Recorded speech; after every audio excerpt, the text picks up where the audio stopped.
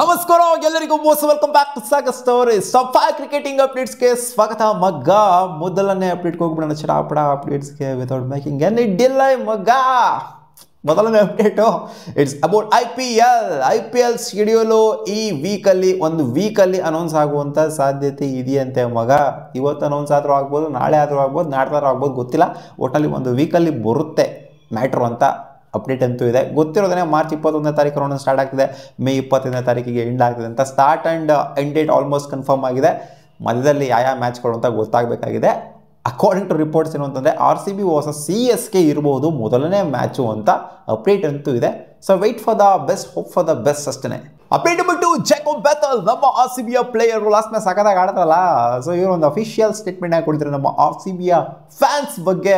RCB ಫ್ಯಾನ್ಸ್ಗಳು ಯಾವ ಥರ crazy ಫ್ಯಾನ್ಸ್ಗಳು ಅಂತಂದರೆ, ನಾನು ಎಲ್ಲಿ ಹೋದ್ರೂ ಕೂಡ ಯಾವುದೇ ಸ್ಟೇಡಿಯಮಲ್ಲಿ ಬ್ಯಾಟಿಂಗ್ ಆಡೋದಕ್ಕೆ ಹೋದ್ರೂ ಕೂಡ RCB ಅಂತ ಚಾನ್ಸ್ಗಳನ್ನ ಬ್ಯಾಟಿಂಗ್ ಆಡಬೇಕಾದ್ರೆ ನಾನು ಗ್ರೌಂಡಿಗೆ ಎಂಟ್ರಿ ಕೊಡ್ತಾ ಇದ್ದಂಗೆ ಸ್ಟ್ಯಾಂಡ್ಸ್ಗಳಲ್ಲಿ ಕೂತ್ಕೊಂಡಿದ್ದಾಗ ನಾನು ಫೀಲ್ಡಿಂಗ್ ಮಾಡಬೇಕಾದ್ರೆ RCB ಅಂತ ಕೂಗ್ತಾನೆ ಇರ್ತಾರೆ ಇವರು. ಇದೊಂಥರ ಕೇಳ್ತು ಅಂತಂದರೆ ಸಿಕ್ಕಾಪಟ್ಟೆ ಹೆವಿ ಫ್ಯಾನ್ ಬೇಸ್ ಅಂತ ಅನ್ಸುತ್ತೆ ಅಲ್ಲ, ಇದೇ ಹೆವಿ ಫ್ಯಾನ್ ಬೇಸು. ಅದಕ್ಕೋಸ್ಕರ ಯಾವುದೇ ಪ್ಲೇಯರ್ ಹೋಗ್ಲಿ ಗುರು, ನಿಮ್ಮ ಲಿಯಾಮ್ ಲಿವಿಂಗ್ಸ್ಟೋನೇ ಹೋಗಲಿ ಅಥವಾ ಫಿಲ್ ಸಾಲ್ಟೇ ಹೋಗಲಿ, RCB ಅನ್ನೋ ಚಾನ್ಸು RCB ಫ್ಯಾನ್ಸ್ಗಳಂತೂ ಬಿಡೋದೇ ಇಲ್ಲ. RCBಯಲ್ಲಿ ಒಂದ್ಸಲ ಎಂಟ್ರಿ ಕೊಟ್ಟರು ಅಂತಂದರೆ ಪ್ಲೇಯರು, ಅವ್ರನ್ನ ಒಂಥರ ರಾಜರು ಥರ ಟ್ರೀಟ್ ಮಾಡೋದು. ಯಾವುದನ್ನ ಒಂದು ಫ್ರ್ಯಾಂಚೈಸಿ, ಯಾವುದನ್ನ ಒಂದು ಟೀಮು ಕೂಡ ಚೆನ್ನಾಗಿ ಟ್ರೀಟ್ ಮಾಡುತ್ತೆ.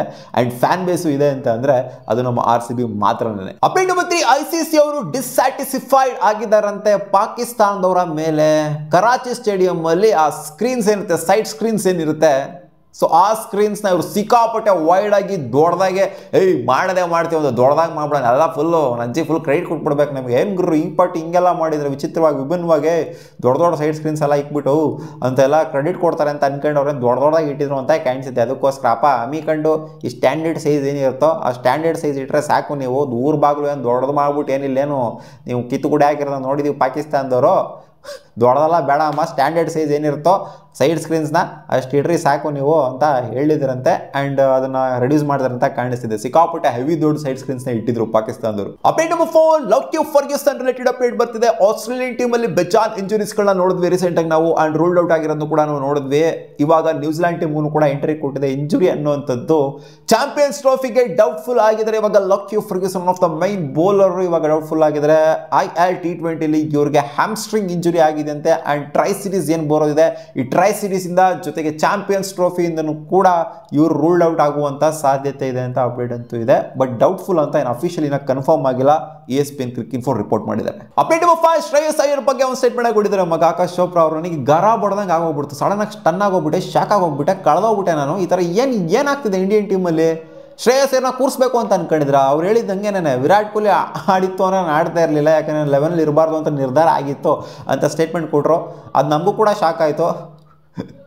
ಅಲ್ಲ ಗುರು, ನಿಂತ ಸ್ಟ್ಯಾಟ್ಸ್ ಇಟ್ಕೊಂಡಿರುವಂಥ ಪ್ಲೇಯರ್ನ ಹೆಂಗೆ ಕೂರಿಸ್ಬಿಡ್ತೀಯ ಗುರು ನೀನು? ವರ್ಲ್ಡ್ ಕಪ್ಪಲ್ಲಿ ನಂಬರ್ 4 ಬಂದಿರುವಂಥ ಯಾವುದೇ ಇಂಡಿಯನು ಕೂಡ 500+ ರನ್ಸ್ನ ಹೊಡೆದಿಲ್ಲ. ಶ್ರೇಯಸ್ ಅಯ್ಯರ್ ಫಸ್ಟ್ ಪ್ಲೇಯರ್ ಆಗ್ತಾರೆ.